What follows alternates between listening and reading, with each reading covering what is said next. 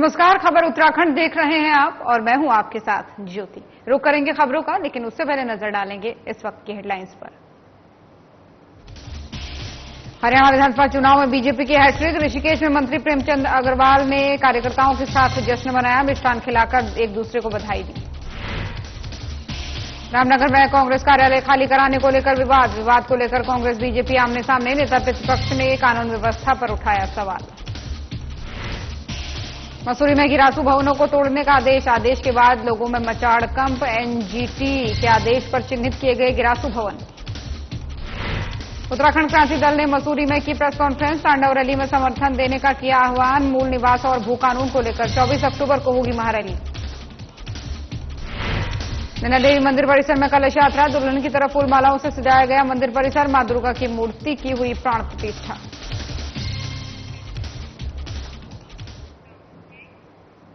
चलिए शुरुआत करते हैं खबरों की। हरियाणा विधानसभा चुनाव में बीजेपी की हैट्रिक और पूर्ण बहुमत की सरकार बनने पर कैबिनेट मंत्री प्रेमचंद अग्रवाल ने कार्यकर्ताओं के साथ आतिशबाजी कर मिष्ठान खिला करके एक दूसरे को बधाई दी है। मंत्री डॉक्टर प्रेमचंद अग्रवाल ने इस जीत का श्रेय हरियाणा की जनता और पार्टी के कार्यकर्ताओं को दिया है और कहा है कि केंद्र की मोदी सरकार और हरियाणा की बीजेपी सरकार के विकास कार्यों से प्रभावित होकर के जनता ने पुनः अपना आशीर्वाद दिया है। वहीं बीजेपी ने हरियाणा विधानसभा चुनाव में जीत की हैट्रिक लगाई है और प्रचंड बहुमत की सरकार बनाई है। उन्होंने कहा कि किसी भी पार्टी की रीढ़ जो है उसके कार्यकर्ता होते हैं। बीजेपी कार्यकर्ताओं ने सरकार की जन कल्याणकारी योजनाओं को आम जनता तक पहुंचाया है। इसी के साथ ही जो है मंत्री प्रेमचंद अग्रवाल ने कहा कि जम्मू कश्मीर में बीजेपी ने अपना जनादेश बढ़ाया है। वहां की जनता ने भी बीजेपी के कार्यों को सराहते हुए उनके पक्ष में मतदान किया है। हरियाणा की जनता का बहुत आभार व्यक्त कर रहा हूं और उनको निश्चित रूप से इस रूप में बधाई दे रहा हूं कि तीसरी बार लगातार हरियाणा के अंदर भारतीय जनता पार्टी की सरकार उनके द्वारा बनाई जा रही है और माननीय मोदी के नेतृत्व में जिस प्रकार से पूरे देश के अंदर एक विकास की गाथा गढ़ी गई और हमारे चाहे खट्टर साहब हो चाहे सैनी साहब हो, उन्होंने जिस प्रकार से उस हरियाणा के अंदर काम किया और जो माहौल एक स्थापित किया जा रहा था कांग्रेस के द्वारा। और आपको जानकारी की यही स्थिति हमारे उत्तराखंड में भी ये दिखाया जा रहा था कि भारतीय जनता पार्टी यहाँ पे शायद सरकार नहीं बनाएगी। तो लेकिन हरियाणा की जनता ने बड़ी सीरियसनेस से निर्णय लिया और भारतीय जनता पार्टी की तीसरी बार सरकार बनने जा रही है। उसके लिए मैं बहुत बधाई सबको दे रहा हूँ, नेतृत्व को बधाई दे रहा हूँ। माननीय मोदी जी, अमित शाह जी, जेपी नड्डा जी और हमारे तमाम जो लोग उत्तराखंड के हरियाणा में चुनाव प्रचार के लिए गए थे, उनका भी अभिनंदन कर रहा हूं। और कांग्रेस कार्यालय खाली कराने के विवाद के चलते कांग्रेस और बीजेपी आमने सामने है। वहीं नेता प्रतिपक्ष यशपाल आर्य रामनगर पहुंचे। नेता प्रतिपक्ष यशपाल आर्य ने कहा कि प्रदेश सरकार कानून व्यवस्था को ताक पर रखकर अपराधियों को संरक्षण दे रही है, जिससे लोगों में भय का माहौल पैदा किया जा रहा है। प्रदेश में महिलाएं असुरक्षित हैं और दिन दहाड़े जो है हत्या जैसी घटनाएं बढ़ रही हैं। उन्होंने सरकार पर मुहान स्थित दवा फैक्ट्री के निजीकरण को लेकर भी आरोप लगाते हुए कहा है कि सरकार जो है बाहरी लोगों को फैक्ट्री बेचकर फायदा पहुंचाना चाहती है, जबकि फैक्ट्री से अभी तक मुनाफा ही हुआ है। आप यहां मौजूद नहीं थी, आपके एब्सेंस में उन्होंने कार्रवाई की। बचका बुजुर्ग और हमारे सभी साथी जिन्होंने सीमाएं लागी हैं, जो सरकार की नीयत है, जो सरकार की मंशा है, उसको हम सफल नहीं होने देंगे। हम कोई चुनौती नहीं दे रहे, ये सच्चाई है, ये सच है। चुनौती भी देंगे अगर इस तरह की उनके मंशा है, जिस तरह की उनकी नीयत है और जिस तरह से जबरन वो इस पर काबिज होना चाहते हैं। ये तो इनका कुछ असफल बन चुका है। अब यहीं पर यह है INPCL 40 एकड़ जमीन, 18 करोड़ रुपए का मुनाफा, 18 करोड़ का डिविडेंड देने को तैयार है सरकार। पर्यटन नगरी मसूरी में गिरासू भवनों को तोड़ने के आदेश के बाद से स्थानीय लोगों में हड़कंप मच गया है। एक सप्ताह के भीतर गिरासू भवन तोड़े जाने हैं। साल 2020-21 में मसूरी में एनजीटी के आदेश पर गिरासू भवनों को चिन्हित किया गया था, जिसके बाद से भूकंप की दृष्टि से संवेदनशील क्षेत्र में गिरासू भवनों को तोड़ने के लिए एनजीटी द्वारा नगरपालिका को निर्देशित किया गया है, जिसके बाद से नगरपालिका द्वारा गिरासू भवन स्वामियों को नोटिस जारी किया गया है। मसूरी में लगभग 19 गिरासू भवन चिन्हित किए गए हैं, जिन पर एक सप्ताह के भीतर जो है कार्रवाई होनी है। आपको बता दें कि कुछ भवन स्वामियों द्वारा स्वयं ही अपने गिरासू भवनों को तोड़ने का कार्य शुरू कर दिया गया है। नगरपालिका अधिशासी अधिकारी राजेश नैथानी ने बताया कि एनजीटी द्वारा निर्देशित किया गया कि मसूरी में 19 गिरासू भवनों को तोड़ा जाए। इसके लिए भवन स्वामियों को एक सप्ताह का समय दिया गया है। उन्होंने कहा कि यदि इस दौरान स्वयं भवन नहीं तोड़ा गया तो नगरपालिका द्वारा तोड़ने की कार्रवाई की जाएगी, जिसका सारा भुगतान भूस्वामी को करना होगा।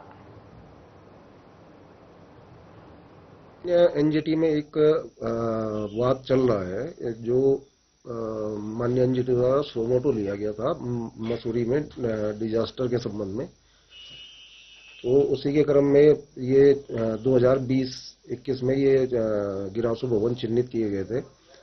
उनको गिराने के लिए माननीय एनजीटी ने निर्देश दिए हैं कि जो 19 चिन्हित हैं इनको गिराया जाए। इसी क्रम में हमने एक नोटिस दिए है 1 हफ्ते की कि ये स्वयं हटा लें, अन्यथा नगर पालिका इसको हटाएगी। उसमें फिर नगर पालिका प्रशासन के सहयोग से कार्रवाई करेगी और उस पर जो भी व्यय आएगा वो संबंधित भवन स्वामी से वसूल किया जाएगा। कितने दिन का समय? ये पूरे मसूरी में है, लंडौर में है, जबरखेत में है, लाइब्रेरी पे है, कुंडली में है और ये 0 पॉइंट साइड में है। और अब एक बड़ी खबर सामने आ रही है हरिद्वार से, जहां पर शराब के ठेके के बाहर हाथी पहुंचने से हड़कंप मच गया। तो शराब के ठेके पर जंगली हाथी के सामने गिर पड़ा शराबी व्यक्ति। हाथी देख मौके पर मची अफरा तफरी, बाल बाल बची शराबी की जान। हरिद्वार लक्सर मार्ग स्थित जगजीतपुर गांव का ये मामला सामने आया है। सोशल मीडिया पर वायरल हुआ है वीडियो। वनकर्मियों ने जंगल में खदेड़ा हाथी को। रोजाना जगजीतपुर क्षेत्र में दिखाई दे रहे हैं जंगली हाथियों के झुंड, तो कहीं ना कहीं ये खतरे वाली बात है। एक और खबर सामने आई है हरिद्वार से, जहां पर जंगली हाथी के सामने शराब के ठेके के बाहर एक हाथी लड़खड़ाकर गिर पड़ा। एक व्यक्ति लड़खड़ाकर गिर पड़ा। हालांकि गनीमत रही कि व्यक्ति की जान बच गई। और इस तरीके के मामले जो हैं हरिद्वार लक्सर मार्ग स्थित जगजीतपुर गांव में आते रहते हैं।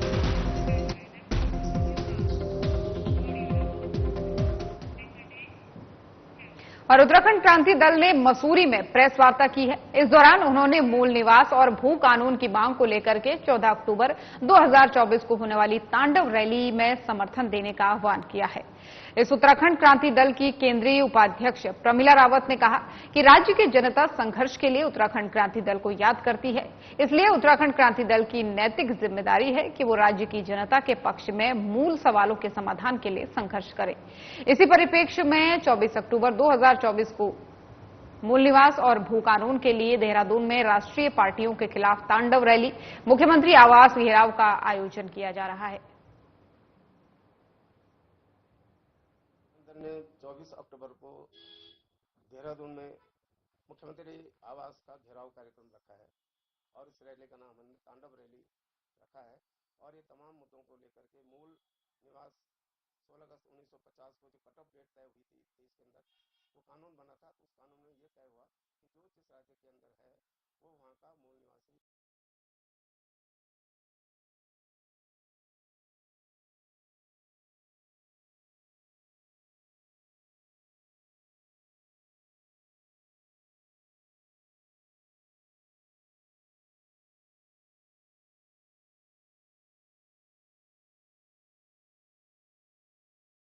मुख्यमंत्री पुष्कर सिंह धामी के नेतृत्व में राज्य सरकार साइबर सुरक्षित उत्तराखंड बनाने के लिए कई मोर्चों पर काम कर रही है। साइबर सुरक्षा के मजबूत तंत्र से साइबर अपराधियों की धरपकड़ में तेजी आई है। साइबर अपराधों से निपटने के लिए देहरादून और रुद्रपुर में 2 साइबर क्राइम पुलिस स्टेशन बनाए गए हैं। इसके अलावा सभी जिलों में साइबर सेल स्थापित की गई हैं।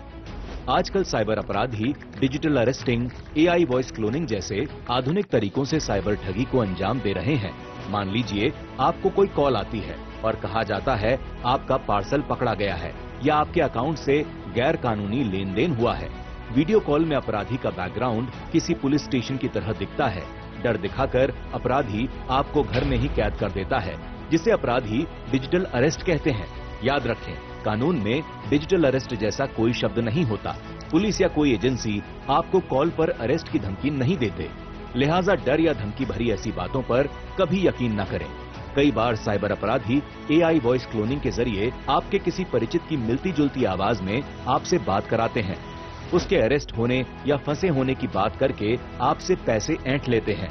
इसलिए अपराधियों के झांसे में आने से पहले अपने परिचित को खुद कॉल करके पुष्टि जरूर करें। पैसा दोगुना करने, विदेश में नौकरी दिलवाने जैसे लालच में कभी न फंसें। किसी अनजान नंबर से आई वीडियो कॉल को कभी रिसीव न करें। व्हाट्सएप, ईमेल या SMS में आए किसी भी अनजान लिंक को क्लिक न करें। गैर जरूरी ऐप्स डाउनलोड न करें, केवल वेरीफाइड सोर्स से ही ऐप डाउनलोड करें। पासवर्ड, OTP एवं अन्य गोपनीय जानकारियां किसी से साझा न करें। पासवर्ड मजबूत रखें और समय समय पर बदलते रहें। अगर आप साइबर अपराध के शिकार हो जाते हैं तो बिना देरी किए टोल फ्री नंबर 1930 पर शिकायत दर्ज कराएं। साइबर क्राइम पर करें प्रहार, बने जागरूक, रहें होशियार। प्रधानमंत्री नरेंद्र मोदी जी के मार्गदर्शन और मुख्यमंत्री पुष्कर सिंह धामी के कुशल नेतृत्व में उत्तराखंड सरकार महिलाओं के सर्वांगीण विकास और सशक्तिकरण के लिए लगातार कार्य कर रही है। पिछले कुछ वर्षों में सरकार द्वारा लखपति दीदी योजना, सशक्त बहना योजना, महिला स्वयं सहायता समूह सशक्तिकरण योजना जैसी महत्वपूर्ण योजनाएं लागू की गई हैं, जिनके माध्यम से महिलाओं का आर्थिक सशक्तिकरण किया जा रहा है। सशक्तिकरण के इन्हीं प्रयासों में शासन, प्रशासन और निर्णय लेने की प्रक्रिया में भी महिलाओं की भागीदारी को बढ़ाया जा रहा है। जहां एक ओर महिलाओं को सरकारी नौकरियों में 30% का क्षैतिज आरक्षण दिया गया है, वहीं अब सरकार ने कोऑपरेटिव बैंकों और सहकारी समितियों में महिलाओं के लिए 33% आरक्षण देने का निर्णय लिया है। यह निर्णय महिलाओं की राजनीतिक और सामाजिक भागीदारी को बढ़ावा देने के साथ साथ सहकारी आंदोलन में सबका साथ, सबका विकास के मंत्र को और मजबूती देगा। सरकार के इस ऐतिहासिक निर्णय से अब महिलाओं के लिए न्याय पंचायत स्तर पर सरकारी समितियों और जिला सहकारी बैंकों में भी महत्वपूर्ण पदों पर सुनिश्चित भागीदारी का रास्ता खुल गया है।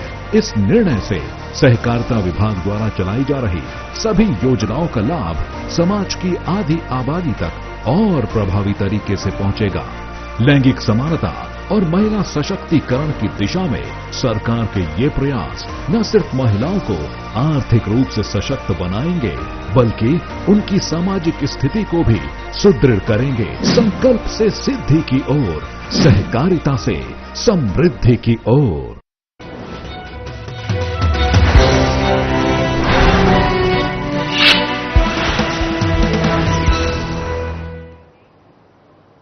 तो ब्रेक के बाद एक बार फिर से स्वागत है आप सभी का। चलिए खबरों में आगे बढ़ते हैं। सरोवर नगरी नैनीताल में दुर्गा पूजा कमेटी के तत्वाधान में नैना देवी मंदिर परिसर में कलश यात्रा के साथ ही दुर्गा पूजा महोत्सव की शुरुआत हुई है। इस अवसर पर नैना देवी मंदिर को दुल्हन की तरह फूलमालाओं के साथ सजाया गया। महिलाओं की कलश यात्रा में स्कूली बच्चों की झांकियों के साथ ही शोभा यात्रा निकाली गई। वहीं आपको बता दें कि सांस्कृतिक झांकी में कुमाऊनी और बंगाली संस्कृति का मिलन देखने को मिला। कलश यात्रा मां नैना देवी मंदिर से परिक्रमा करते हुए रिक्शा स्टैंड से मल्लीताल बाजार होते हुए फिर से मंदिर पहुंची। और वहीं आपको बता दें कि जहां पर महिलाओं द्वारा भजन कीर्तन आदि कार्यक्रम भी किए गए। मंदिर परिसर में मां दुर्गा की मूर्ति की विधि विधान के साथ प्राण प्रतिष्ठा की गई।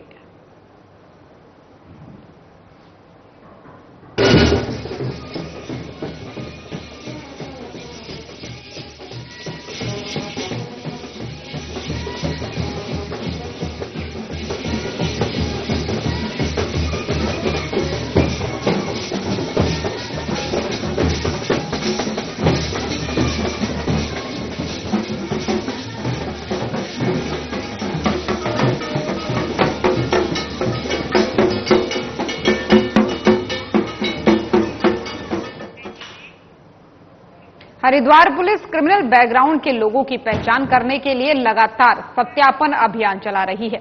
जिले भर में पिछले करीब 1 महीने में पुलिस 10,000 से ज्यादा सत्यापन कर चुकी है। वहीं बिना सत्यापन के किराएदार रखने वाले मकान मालिकों और बिना सत्यापन के बाहरी लोगों को नौकरी देने वाले करीब 1,000 लोगों का चालान भी किया जा चुका है।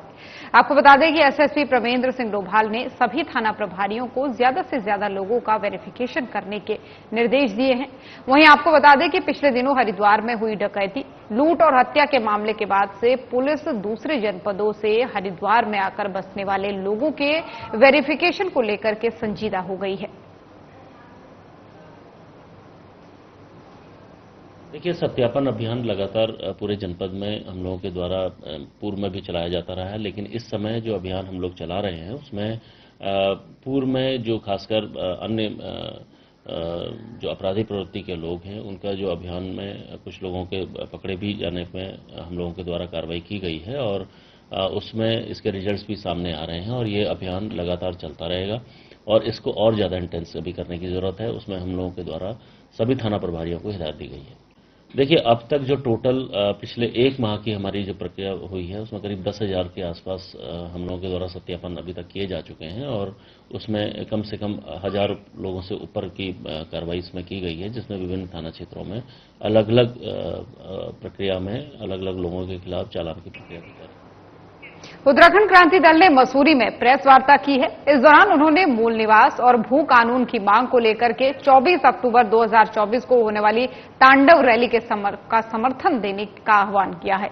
वहीं उत्तराखंड क्रांति दल की केंद्रीय उपाध्यक्ष प्रमिला रावत ने कहा कि राज्य की जनता संघर्ष के लिए उत्तराखंड क्रांति दल को याद करती है, इसलिए उत्तराखंड क्रांति दल की नैतिक जिम्मेदारी है कि वो राज्य की जनता के पक्ष में मूल सवालों के समाधान के लिए संघर्ष करे। इस परिप्रेक्ष्य में 24 अक्टूबर 2024 को मूल निवास और भू कानून के लिए देहरादून में राष्ट्रीय पार्टियों के खिलाफ तांडव रैली, मुख्यमंत्री आवास घेराव का आयोजन किया जा रहा है। उत्तराखंड क्रांति दल ने 24 अक्टूबर को देहरादून में मुख्यमंत्री आवास का घेराव कार्यक्रम रखा है और इस रैली का नाम हमने तांडव रैली रखा है और ये तमाम मुद्दों को लेकर के मूल निवास 16 अगस्त 1950 को जो कट ऑफ डेट तय हुई थी देश के अंदर, वो कानून बना था। तो उस कानून में ये तय हुआ कि जो जिस राज्य के अंदर है वो वहाँ का मूल निवासी माना जाएगा, वहाँ का जाति प्रमाण पत्र उसको मिलेगा ताकि वो उस राज्य के अंदर नौकरी के लिए आवेदन कर सकता है। और उत्तराखंड की खबरों में मेरे साथ अभी के लिए बस इतना ही। जाते जाते आपको छोड़ चलेंगे ऋषिकेश के त्रिवेणी घाट, जहां पर गंगा आरती का सीधा प्रसारण चल रहा है।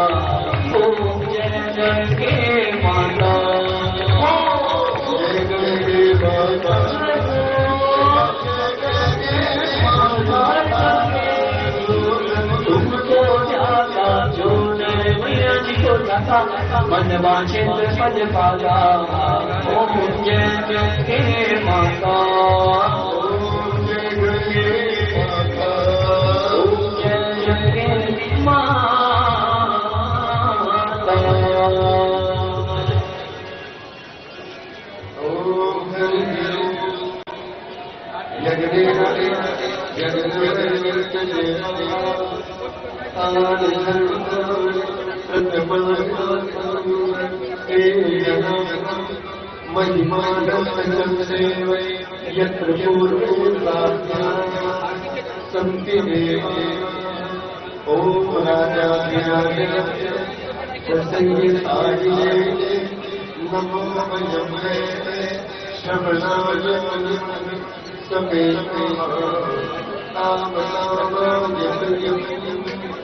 कामेश्वरो श्रवणो कुबेराय श्रवणाय महाराजाय नमः ओम योमा पुष्पं वेदा पुष्पमान् प्रजावान् पशुमान् भवति चन्द्रभागा पुष्पमान् प्रजावान् पशुमान् भवति।